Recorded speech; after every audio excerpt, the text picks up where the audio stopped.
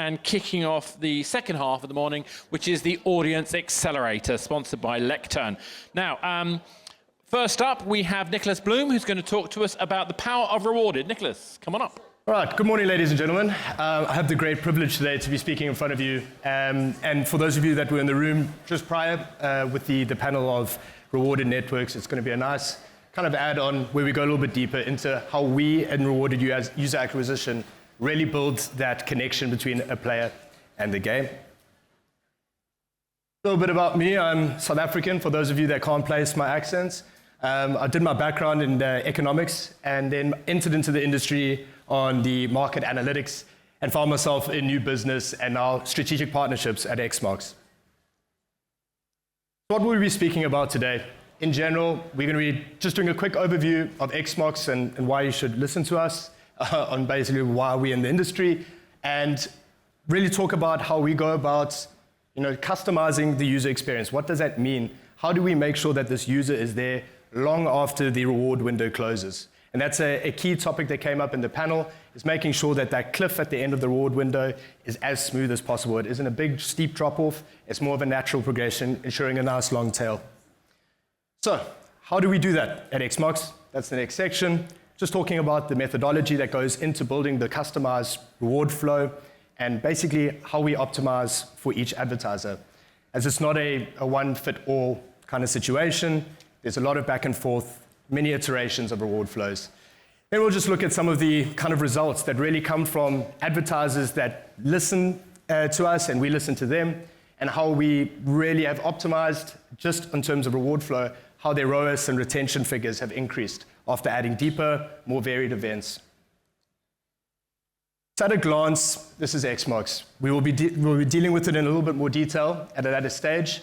We own and operate all our platforms, and we customize the reward funnels for every advertiser and every campaign.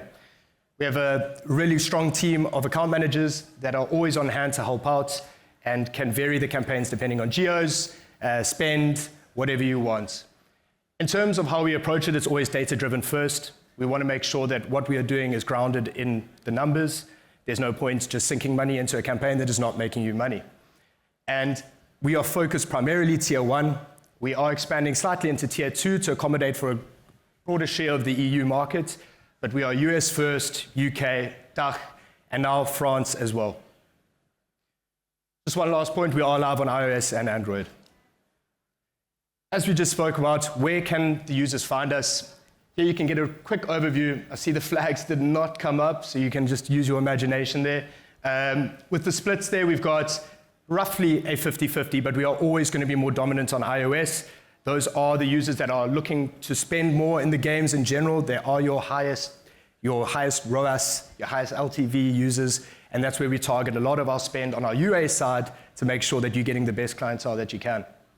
Again, sorry about the slide, but now you can also see we've expanded out into the Nordics. We've got Benelux. We've also gone as far as Australia and New Zealand. And I think as our CEO Chala mentioned previously, we are even looking to go even further. We're going South Korea and Japan. So with every great story, how did we get here? We were founded in Hamburg, Germany, where we're still based today in 2015. We were able to scale with a very lean team. And Charlotte took over in 2022. There were some acquisitions which really accelerated to where we are today, which was Infolen and Testerheld. This also allowed us to go with our US product, Tester Up, and really breach into the tier 1 countries. 2025 was a massive year for us. We had over $100 million in ad spend. Our company has grown to over 120 employees, 80 million in payouts to the users, as well as multiple of our advertisers exceeding $100,000 spent per day. It's not uncommon for us now to even hit 200,000-300,000 with some of our advertisers per day, depending on a really big push or an upcoming events. And what we also want to reiterate to the market is that we can deliver at that scale if you want. We will make it happen.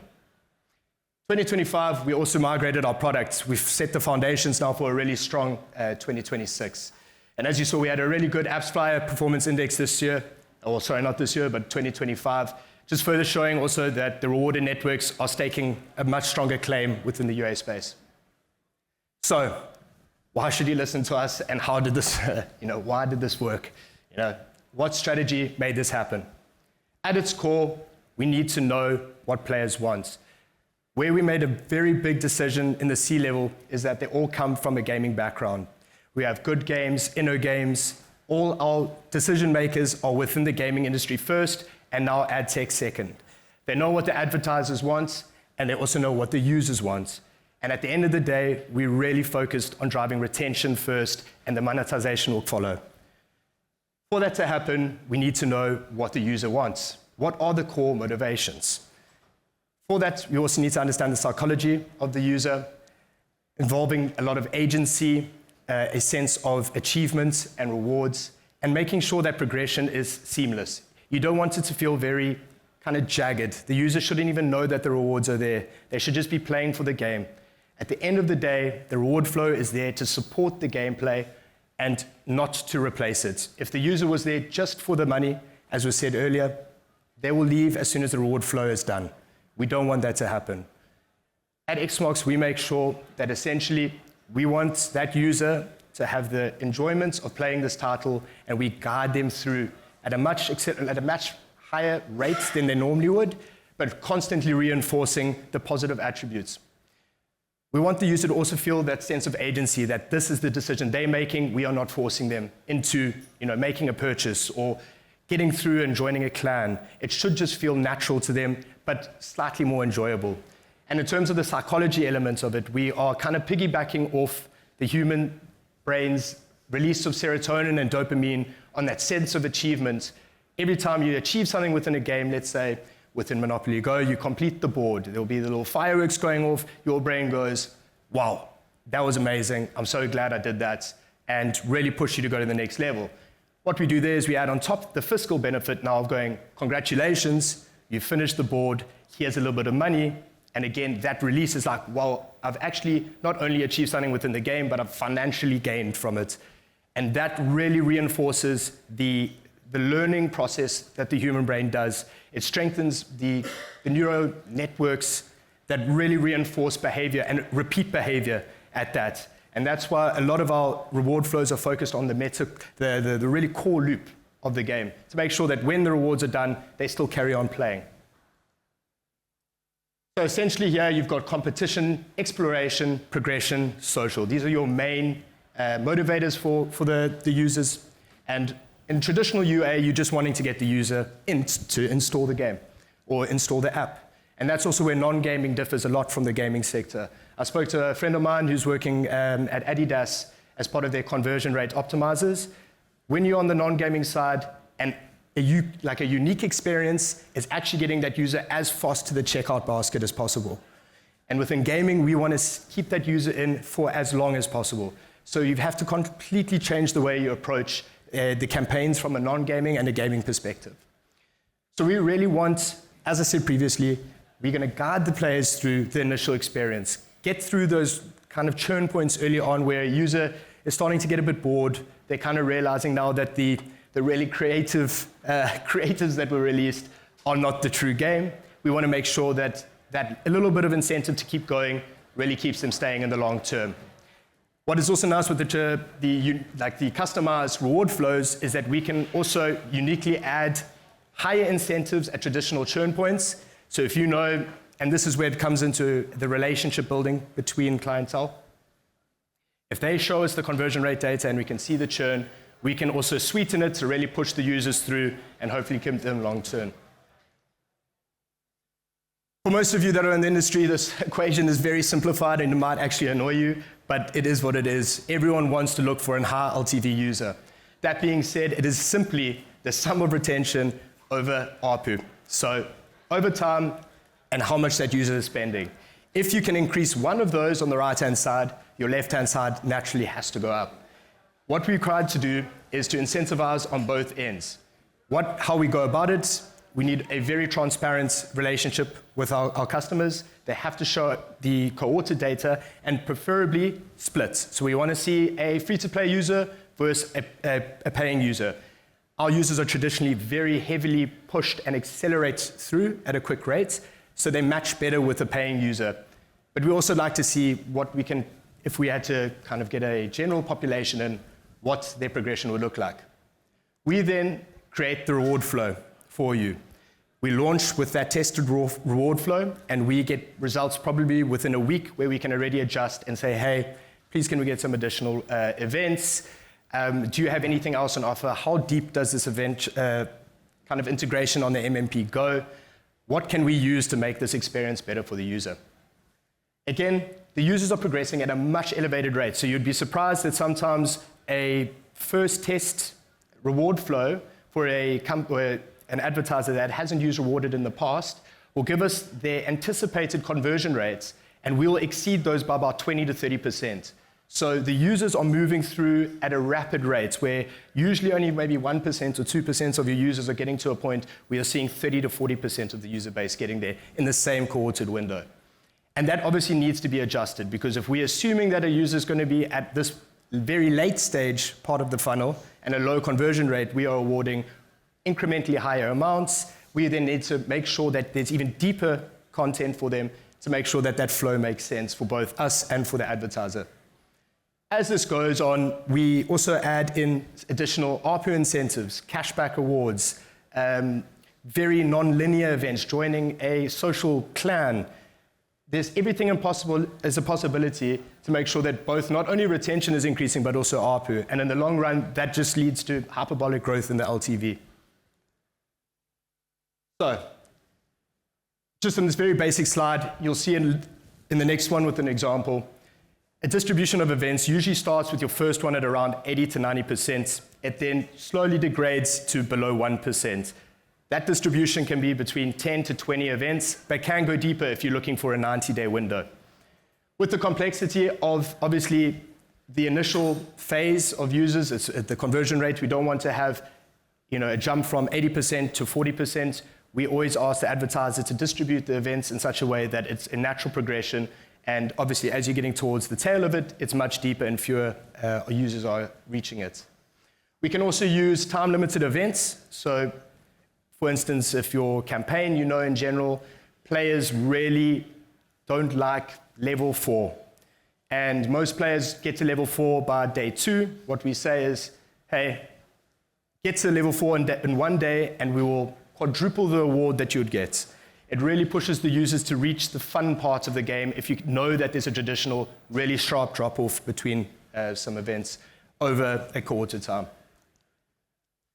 Here you can see what a reward flow would look like with all three of those included. This comes from Gardenscapes. As you can see, we've got the speed bonus. I thought there might be a laser on here, but there isn't. Where a user, if they reach a certain points at a given time, they're awarded a much higher incentive. That is the first thing they are shown in the reward flow. And it also kind of gives them this kind of internal clock of how fast they have to reach this point. Then you've got your standard progression events, as well as the cashback options here for multiple purchases that further goes to increase the ARPU of the user. This also gives the user a bit of agency in terms of how they want to approach it. If they feel like they don't have a lot of time on their hands, they could go more for the monetary cashback options. But they can also do the speed one if they feel like they can only reach the first speed bonus. It won't stop them from carrying on through normal event progression. So now we get to the really nice part, and this is our Germany results for one of our hybrid casual advertisers. We spent a couple of months in the learning phase where we iterated on the reward flow and kept asking for deeper events.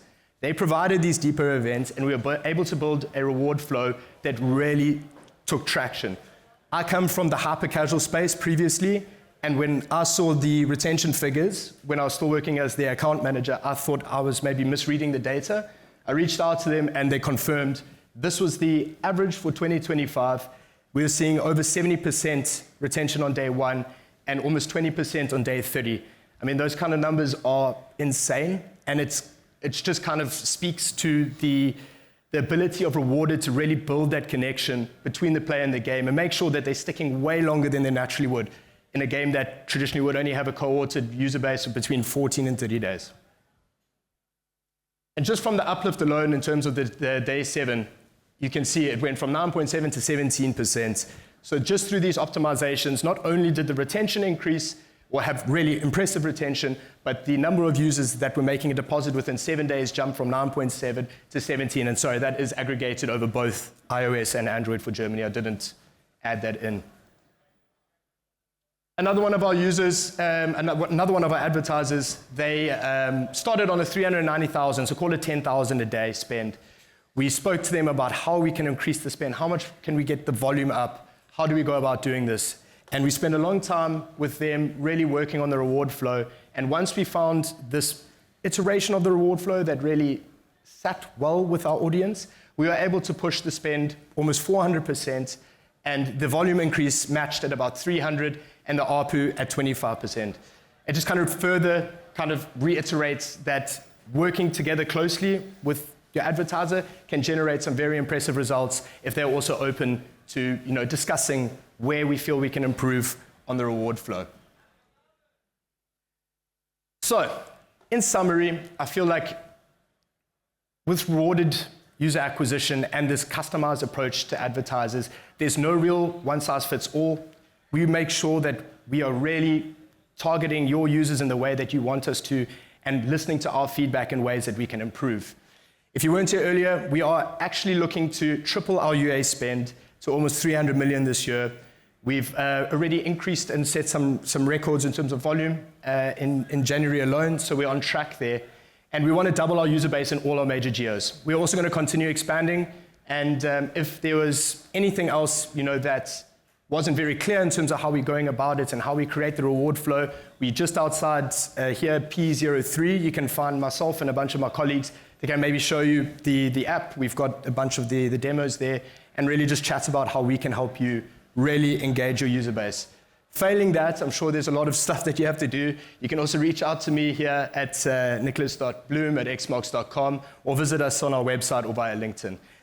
Thank you so much for your attention. I apologize, I see that I've only got 1 minute for questions. Actually, we move on because we're running a bit behind anyway. No problem. So, yeah. I'm sure if you do have any questions, please come and find me there at P03, and thank you very much.